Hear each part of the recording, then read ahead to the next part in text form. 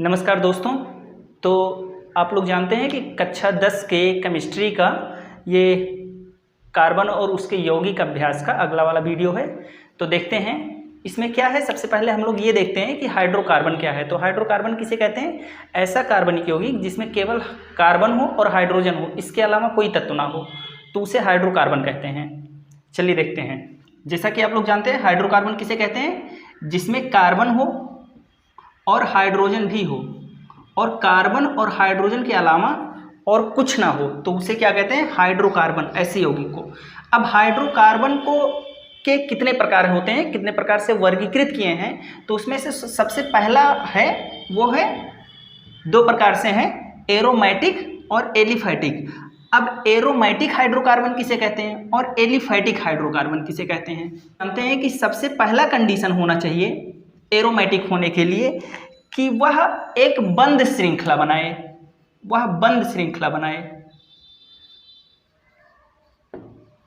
मतलब कि उसकी संरचना एक बंद श्रृंखला हो, उसमें पाई इलेक्ट्रॉनों की संख्या हो या तो 2 हो या 6 हो या 10 हो या 14 हो, इतने पाई इलेक्ट्रॉन हो, ऐसे डॉट डॉट 4 जोड़ते जाइए। इसमें फार्मूला लगता है 4n+2, इतने पाई इलेक्ट्रॉन होने चाहिए। यहाँ n की जगह पर हम लिख सकते हैं 0, 1, 2, 3, 4, ऐसे डॉट डॉट। अब देखिए n की जगह पर अगर हम 0 रख दें, तो n की जगह पर 0 रखेंगे तो 4 का 0 में गुणा होगा, तो 4 का 0 में गुणा होगा तो 0 यानी 2 आ जाएगा, यानी 2 पाई इलेक्ट्रॉन 2 हो सकते हैं। अगर n की जगह पर 1 लिख दें, तो n की जगह पर 1 लिखेंगे तो 4 × 1 = 4 और 2 6 इलेक्ट्रॉन, यानी 6 इलेक्ट्रॉन हो सकते हैं। यानी पाई इलेक्ट्रॉनों की संख्या इतनी होनी चाहिए। अगर ये 4 कंडीशन अप्लाई होते हैं किसी रिंग के लिए, किसी भी चीज़ के लिए, किसी भी यौगिक के लिए, तो वह एरोमेटिक होगा। अब फॉर एग्जांपल एरोमेटिक श्रृंखला को जानना है तो ऐसे देख लीजिए। सबसे पॉपुलर है बेंजीन, ये सबसे मुख्य है। अब इसमें एक बात जान लीजिए, किसी भी संरचना में जो सिंगल बॉन्ड होता है उसको हम सिग्मा बॉन्ड कहते हैं। जो डबल बॉन्ड होता है उसमें ऊपर वाला सिग्मा होता है, नीचे वाला पाई होता है, और जो ट्रिपल बॉन्ड होता है उसमें ऊपर पाई होता है, नीचे पाई होता है, और बीच वाला सिग्मा होता है। अब देखिए इसमें देखिए ध्यान से, तो ये तो होगा सिग्मा बॉन्ड, इसमें एक सिग्मा है और एक पाई है, फिर यहाँ पर एक सिग्मा है, फिर यहाँ एक सिग्मा है और एक पाई है, फिर यहाँ एक सिग्मा है, फिर यहाँ एक सिग्मा है और एक पाई है। तो यहाँ पर देखिए सबसे पहला चीज अप्लाई हो रहा है, सबसे पहला नियम बंद श्रृंखला है। तो देख लीजिए बेंजीन एक बंद श्रृंखला बना रहा है, यानी कार्बन कार्बन आपस में जुड़ते जुड़ते एक चक्र बना रहे हैं, बंद श्रृंखला बन रहा है, तो बंद श्रृंखला है। दूसरा चीज एकांतर क्रम में सिग्मा बंध है।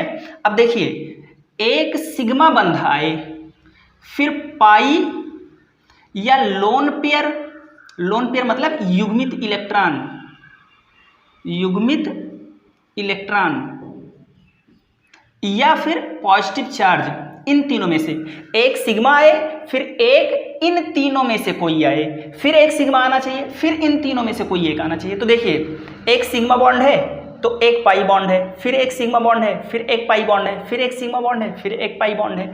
तो यहाँ पर ये दूसरा वाला नियम भी लग रहा है, यानी बंद श्रृंखला है, एकांतर क्रम में सिंगल बॉन्ड है, सिग्मा बॉन्ड है, और 2D संरचना। इसको हम पढ़ने पर पता पाएंगे जब किताबों में कहीं लिखा होगा, ये हम किसी कैलकुलेशन से नहीं निकाल सकते।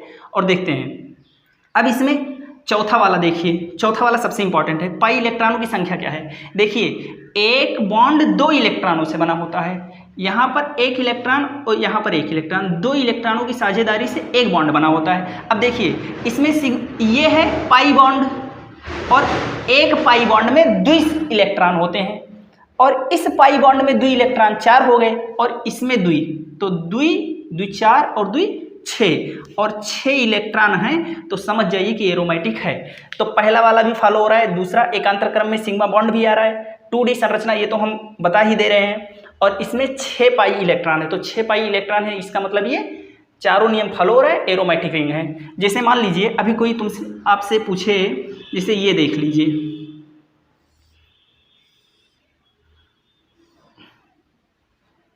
ये देख लीजिए।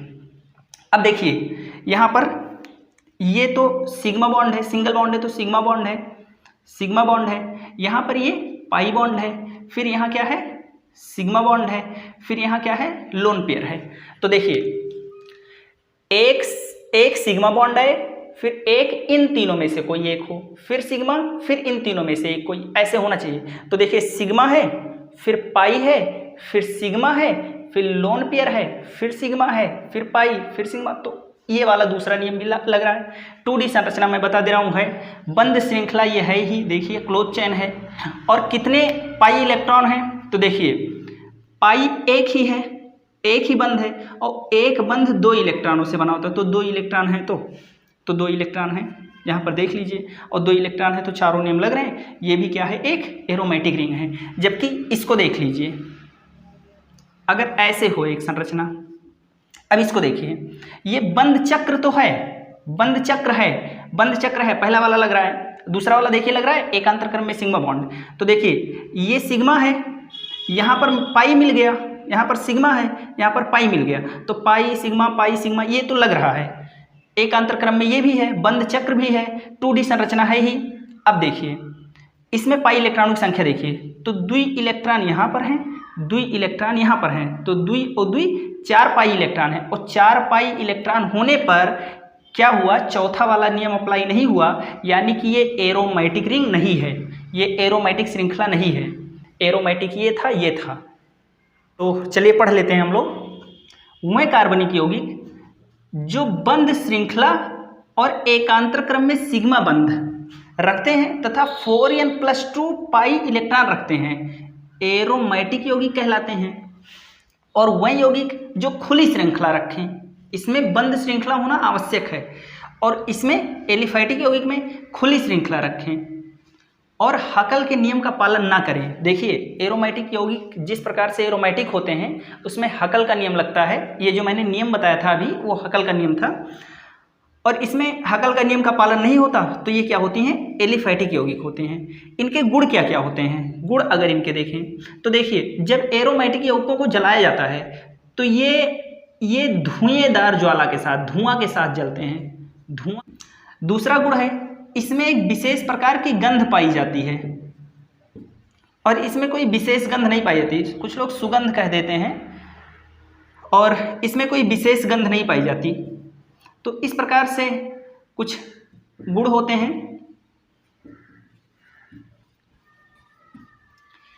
ठीक है। अब जैसे एलिफैटिक यौगिक ऐसा भी हो सकता है, जैसे ये देखिए, ये एलिफैटिक है, यहां पर देख लीजिए ये एलिफैटिक है।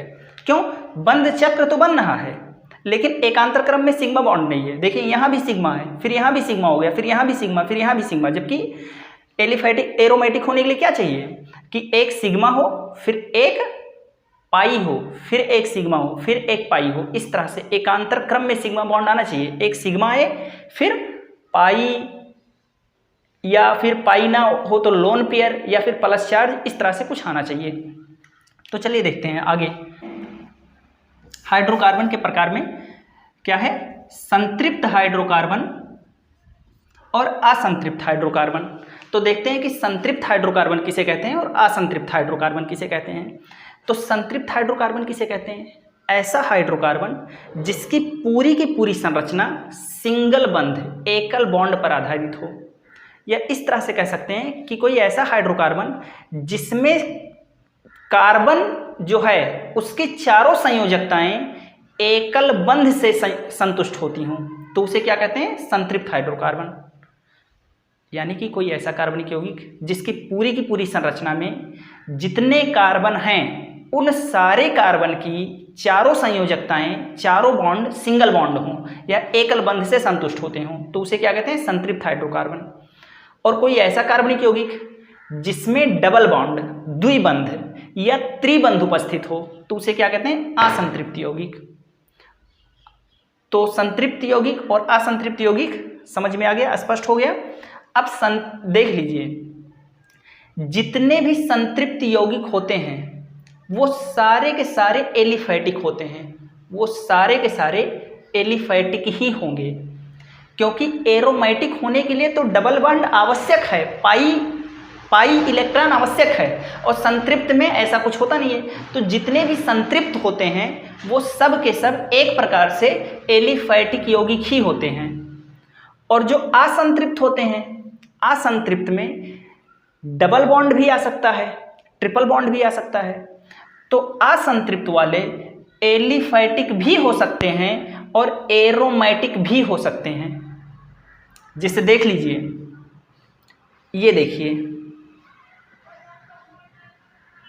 ये क्या है, ये असंतृप्त है, असंतृप्त है, असंतृप्त है। अब ये असंतृप्त है क्यों? क्योंकि इसमें डबल बॉन्ड आ गया, और डबल बॉन्ड आ गया तो असंतृप्त हो गया, और असंतृप्त है, हैकल के नियम का पालन नहीं करता, एकांतर क्रम में सिग्मा बॉन्ड नहीं आता, इसलिए ये क्या है, असंतृप्त है और साथ साथ में एलिफैटिक है। जबकि अगर हम यहाँ पर खींच दें तो बेंजीन बन गया। अब ये क्या है, असंतृप्त है लेकिन एरोमेटिक है। तो देखिए, असंतृप्त वाला एलिफैटिक भी हो सकता है, एरोमेटिक भी हो सकता है, लेकिन संतृप्त वाला केवल और केवल एलिफैटिक ही होगा। अब चलिए इन दोनों की परिभाषाएं देख लीजिए। चलिए परिभाषा देख लेते हैं हम लोग।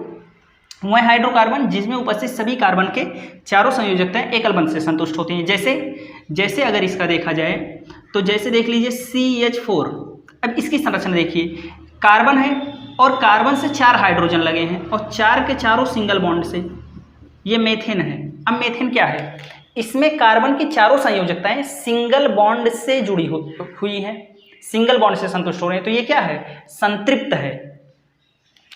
जैसे C2। अच्छा, इसी संतृप्त हाइड्रोकार्बन को ही हम लोग एल्केन कहते हैं। क्या कहते हैं, एल्केन, ठीक है। जैसे C2H6 है। अब इसमें देखिए द्विकार्बन है। अब दोनों कार्बन के बीच में भी सिंगल बॉन्ड है और 6 हाइड्रोजन जो लगे हैं वो भी सिंगल बॉन्ड से ही लगे हैं, यानी कार्बन की सभी संयोजकताएं सिंगल बॉन्ड से ही पूरी होती हैं, संतुष्ट होती हैं। तो इसे क्या कहते हैं, संतृप्त हाइड्रोकार्बन। असंतृप्त किसे कहते हैं, देखिए जैसे C2H4 है। अब C2H4 में देखिए 2 कार्बन है, इनके बीच में ट्रिपल बॉन्ड आ गया, और C2H2 है। तो C2H2 में क्या हुआ, दोनों कार्बन के बीच में 3 बॉन्ड आ गया, और ट्रिपल बॉन्ड या डबल बॉन्ड अगर आ जाए तो समझ जाइए वो असंतृप्त हो गया। जैसे C2H4 है तो इसमें क्या है, 2 कार्बन है, दोनों कार्बन के बीच में डबल बॉन्ड है, यहाँ पर एक हाइड्रोजन, यहाँ पर एक हाइड्रोजन, यहाँ एक हाइड्रोजन, सिंगल बॉन्ड भी है इसमें, लेकिन कम से कम डबल बॉन्ड आ गया। तो डबल बॉन्ड या ट्रिपल बॉन्ड अगर आ जाए तो वो असंतृप्त हो जाता है। अगला टॉपिक है समजातीय श्रेणी। तो समजातीय श्रेणी किसे कहते हैं, देखिए कुछ यौगिक जिनके क्रियात्मक समूह समान होते हैं तथा वो एक निश्चित संरचना सूत्र का अनुसरण करते हैं।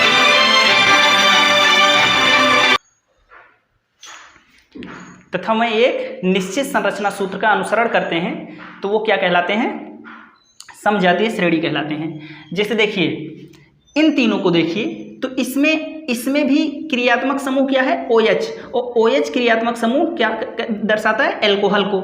इसमें भी OH है, इसमें भी OH है। और ये क्या है, इसमें देखिए तो इसमें तीनों में क्या है, क्रियात्मक समूह समान है और संरचना भी लगभग समान है, और इनके बहुत सारे रासायनिक गुण भी समान है। तो ऐसे यौगिकों को जब उनके अणुभार के बढ़ते हुए क्रम में रखते हैं तो जो हमें श्रेणी प्राप्त होती है उसको हम समजातीय श्रेणी कहते हैं। जैसे देखिए, अब ये देखिए सब के सब एल्कोहल हैं और सबके सब में OH लगा है पीछे। इसका देखिए तो C2H4 है, C2H4 क्या है, एल्कीन है, ये एल्कीन है। जब कार्बन से दुगना हाइड्रोजन हो तो वो एल्कीन होता है। तो ये 3 के तीनों एल्कीन है। इसमें देखिए CHO एल्डिहाइड है, 3 के तीनों एल्डिहाइड, ये भी एल्डिहाइड, ये भी एल्डिहाइड, ये भी एल्डिहाइड। ऐसे ये तीनों क्या हैं, ये तीनों क्या है, हाइलो एल्केन है। यहाँ पर देखिए हाइलोजन, एल्क माने कार्बन और एन माने सिंगल बॉन्ड वाला, तो हाइलो एल्केन है। ये भी हाइलो एल्केन है। इसमें भी देखिए Br हाइलोजन है और ये एल्केन है, तो हाइलो एल्केन। तो 3 के तीनों हाइलो एल्केन है। तो ये तीन के तीनों आपस में समजातीय हैं, ये तीन के तीनों आपस में समजातीय हैं, ये तीन के तीनों आपस में समजातीय हैं। और समजातीय यौगिकों को उनके अणुभार के बढ़ते हुए क्रम में लिखने से हमें समजातीय श्रेणी प्राप्त होती है। यहाँ पर ये एक समजातीय श्रेणी है, ये भी एक समजातीय श्रेणी है, ये भी, ये तीन के तीनों समजातीय हैं, ये तीन के तीनों समजातीय हैं। और हमने आपके सामने 4 समजातीय श्रेणियाँ लिख रखी हैं। एक ही क्रियात्मक समूह, जैसे ये देख लीजिए, इन तीनों में एक ही क्रियात्मक समूह है। इसमें भी अल्कोहल का क्रियात्मक समूह OH है, इसमें भी OH है, इसमें भी OH है। एक ही क्रियात्मक समूह और एक ही निश्चित सामान्य सूत्र का अनुसरण करने वाले यौगिकों को उनके अणुभार के बढ़ते या घटते क्रम में व्यवस्थित करने पर प्राप्त श्रेणी समजातीय श्रेणी कहलाती है। आपके सामने 4 समजातीय श्रेणी लिखा है। अगर कोई आपके सामने लिख दे इस तरह से C2H7OH, क्या ये अल्कोहल है? तो ये अल्कोहल नहीं है, ये अल्कोहल नहीं है। क्यों? क्योंकि 2 कार्बन है तो 5 हाइड्रोजन ही होना चाहिए। इसमें कोई भी एल्केन लेना है, एल्केन का सूत्र होता है CnH2n+2। ये एल्केन का सूत्र है। इसमें n की जगह पर कोई नंबर लिखिए, तो n की जगह पर अगर हम 2 लिखते हैं, n की जगह पर 2 लिखते हैं तो H हमें 6 प्राप्त होगा। अब ये क्या है? एक एल्केन है। अब एल्केन में अगर अल्कोहल जोड़ना है तो यहाँ 6 हाइड्रोजन में से एक हाइड्रोजन निकाल दीजिए, 5 बचा, और अब OH जोड़ दीजिए, तो ये अल्कोहल का सूत्र है। लेकिन C2H7OH ये अल्कोहल का सूत्र नहीं है। देखिए C3 है तो H7 होगा। क्यों? क्योंकि जब इस फार्मूले में, इस एल्केन के फार्मूले में C3 लिखेंगे तो H हमें प्राप्त होगा 8, और इसमें अल्कोहल जोड़ना है तो 8 में से 1 निकाल दीजिए, 7 बचा, और अब अल्कोहल जुड़ सकता है। तो यही होगा। अगर कोई लिख कर दे कि C3H9OH ये अल्कोहल है कि नहीं है, तो ये नहीं है, ध्यान में रखना है। अब चलिए देखते हैं, आपके सिलेबस में 2 यौगिक हैं, महत्वपूर्ण यौगिक हैं, उनको देखते हैं। तो सबसे पहला वाला यौगिक है एथिल अल्कोहल, है C2H5OH। ये क्या है? इसके बारे में जानते ही होंगे। ये सभी मादक पेय पदार्थ जो होते हैं, जो शराब पीने वाला शराब होता है, उसका मुख्य अंग यही है, यही होता है, मादकता उत्पन्न करता है। तो इसका कार्य क्या है? तो मादकता उत्पन्न करता है। दूसरा चीज, औषधि के रूप में प्रयोगशाला में किसी भी कार्बनिक चीज को जिस चीज में घोला जाता है तो वो काम करता है C2H5OH। पीने के लिए इस्तेमाल होता ही है, मादक पदार्थों में जो पीते हैं, ठीक है। तीसरा, पामर अल्कोहल का नाम सुना होगा आपने। पामर अल्कोहल जो ईंधन का काम करता है, गाड़ियों में ईंधन का काम करता है। पामर अल्कोहल में क्या होता है? 80% C2H5OH होता है, 20% गैसोलीन होता है यानी पेट्रोल, 20% पेट्रोल होता है, और थोड़ा सा बेंजीन मिला देते हैं। तो इस मिश्रण को 80% C2H5OH ये शराब, 20% पेट्रोल और थोड़ा बेंजीन, इस मिश्रण को हम पामर अल्कोहल के नाम से जानते हैं। और इसका यूज गाड़ियों में ईंधन के रूप में होता है। और भी बहुत सारे यूज हैं। चलिए अब हम लोग देखते हैं इसको बनाने की विधि। दो प्रकार की विधियां होती हैं। सबसे पहला है औद्योगिक विधि और दूसरा होता है प्रयोगशाला विधि।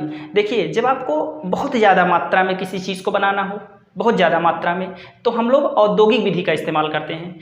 औद्योगिक विधि माने उद्योग करना है, हमें बहुत सारा बनाकर उद्योग करना है, उसे बेचना है, तो हमें ज़्यादा मात्रा की जब जरूरत होती है तो औद्योगिक विधि से किसी भी चीज़ का निर्माण करते हैं। और प्रयोगशाला में प्रयोग के लिए थोड़ा सा प्राप्त करना है, शुद्धतम प्राप्त करना है, तो प्रयोगशाला विधि का इस्तेमाल करते हैं। तो किसी भी चीज़ को बनाने की 2 विधियाँ होती हैं, एक प्रयोगशाला विधि और एक औद्योगिक विधि। औद्योगिक विधि तब लगाते हैं जब हमें बहुत ज़्यादा मात्रा में किसी चीज़ का उत्पादन करना हो।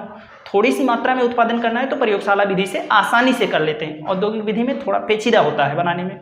तो हम लोग एथिल अल्कोहल बनाने की औद्योगिक विधि भी समझते हैं और प्रयोगशाला विधि भी समझते हैं। तो सबसे पहले हम लोग औद्योगिक विधि समझते हैं।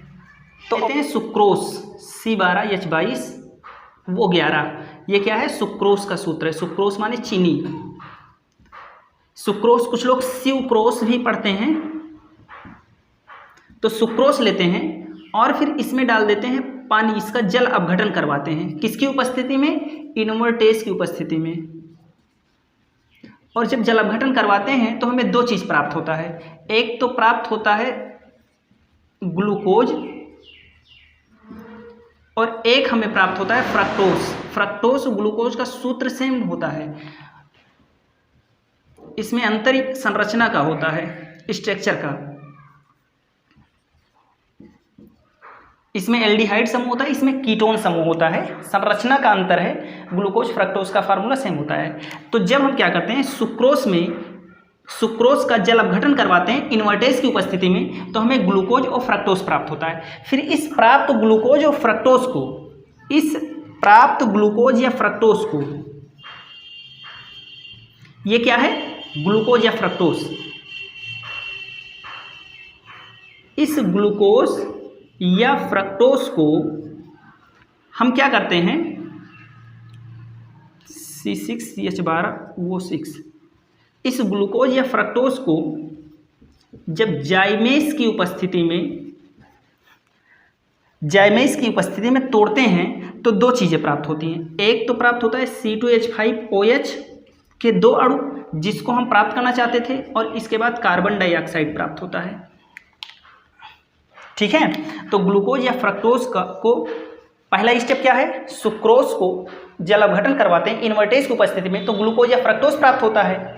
और फिर ग्लूकोज या फ्रक्टोज जो है, इसका जब जाइमेज की उपस्थिति में अपघटन करवाते हैं तो हमें एथिल अल्कोहल प्राप्त हो जाता है। यही हमें प्राप्त करना था।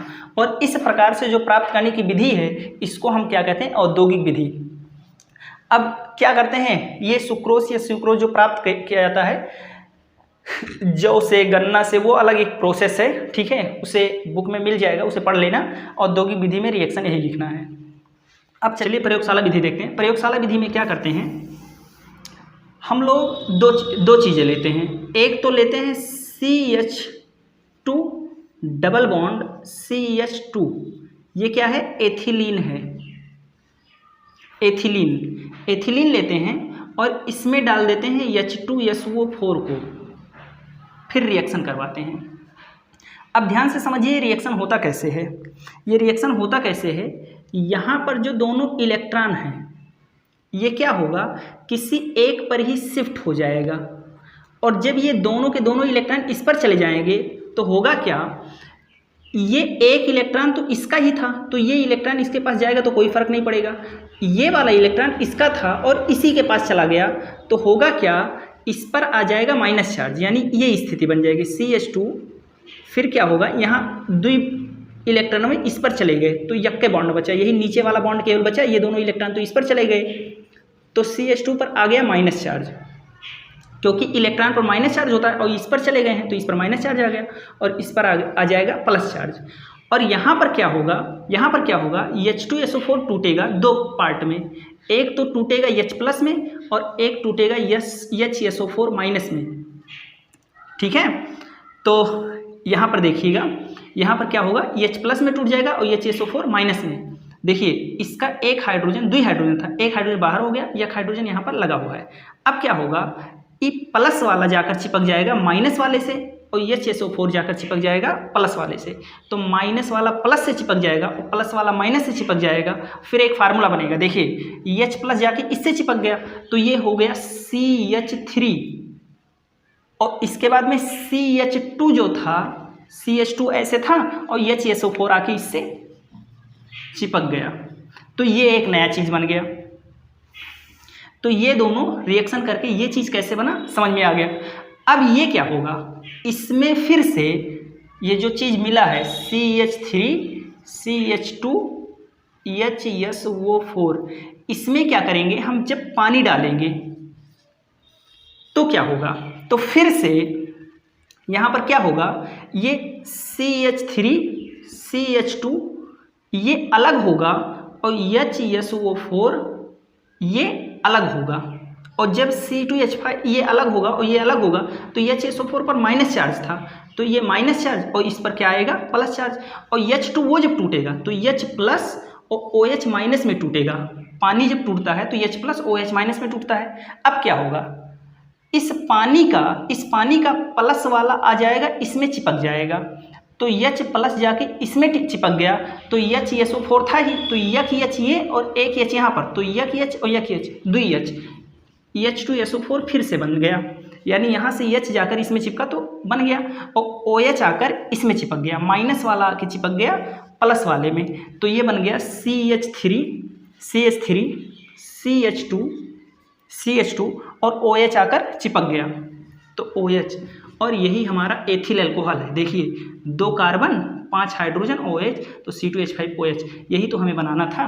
तो ये प्रयोगशाला विधि हो गई बनाने की। ध्यान में रखिए ये 353 केल्विन पर होगा। तो ये हो गया प्रयोगशाला विधि। अब चलिए इसके हम रासायनिक गुणों के बारे में बात करते हैं। एथिल अल्कोहल के रासायनिक गुण, तो सबसे पहला हैलोजन अम्लों से अपक्रिया। तो एथिल अल्कोहल C2H5OH जब हाइड्रोजन अम्ल से अपक्रिया करता है, हाइड्रोजन माने जिसके बाहरी कोश में 7 इलेक्ट्रॉन हो, जैसे क्लोरीन है, फ्लोरीन है, ब्रोमीन है, आयोडीन है, ये क्या है, हाइड्रोजन है। तो जब हाइड्रोजन और अम्ल से अपक्रिया करता है, अम्ल माने हाइड्रोजन, तो जब हाइड्रोजन अम्ल से अपक्रिया करता है तो क्या होता है, तो देखिएगा ये H इस OH के साथ में इस तरह से निकल जाएगा। तो H OH के साथ में निकला, तो एक H ये एक H ये, H2O बना, HOOH निकल गया, H2O बना, और Cl आके ऐसे जुड़ जाएगा, तो बन जाएगा C2H5Cl।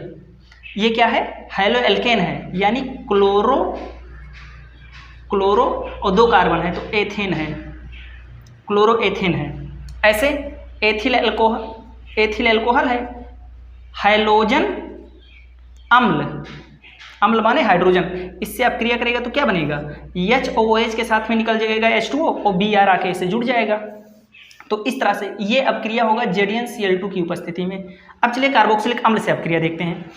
तो कार्बोक्सिलिक अम्ल क्या है, जिसके पीछे COOH लगा हो वो कार्बोक्सिलिक अम्ल होता है। और C2H5OH को मैं इधर लिख देता हूँ समझाने के लिए, और अपक्रिया होगा C2H5OH। ये एथिल अल्कोहल जब इससे अपक्रिया करेगा तो किस तरह से अपक्रिया करेगा, तो देखिएगा इसका H इसके OH के साथ में निकल जाएगा इस तरह से, तो OH H के साथ में निकल गया तो बन गया H2O, इधर हो गया, और C2H5 आके इसे जुड़ गया तो बन गया CH3COO और C2H5 आके जुड़ गया तो C2H5 बन गया। ये बन गया एस्टर, ये एक एस्टर है, COO बीच में एस्टर है, इसलिए इस रिएक्शन को एस्टरीकरण अपक्रिया भी कहते हैं। और ये रिएक्शन होगा H2SO4 सल्फ्यूरिक अम्ल की उपस्थिति में। तो एग्जाम में आता भी है, एस्टरीकरण अपक्रिया किसे कहते हैं, तो कार्बोक्सिलिक अम्ल से एल्कोहल का अपक्रिया करके एस्टर बनाने की क्रिया एस्टरीकरण अपक्रिया कहलाती है। और ये रिएक्शन बहुत इंपॉर्टेंट रिएक्शन है, तो देख लीजिएगा इसे। थायोनिल क्लोराइड, तो थायोनिल क्लोराइड से अपक्रिया कैसे होता है, जिसे देखिए C2H5OH है, और थायोनिल क्लोराइड का सूत्र होता है SOCl2, इससे अपक्रिया होगा। तो कैसे अपक्रिया होगा देख लीजिए, C2H5 ऐसे लिख लीजिए, फिर H, और Cl2, देखिए वो और 2 Cl इससे जुड़े हैं। अब इस रिएक्शन को करवाना है तो ऐसे यहाँ से काट दीजिए, यहाँ से काट दीजिए, तो क्या क्या बना, C2H5Cl बना, एक तो C2H5Cl बना, बीच में SO2 बना प्लस HCl बना, HCl। तो विहाइड्रोजनीकरण क्या है, विहाइड्रोजनीकरण, हाइड्रोजन का निकलना विहाइड्रोजनीकरण कहलाता है।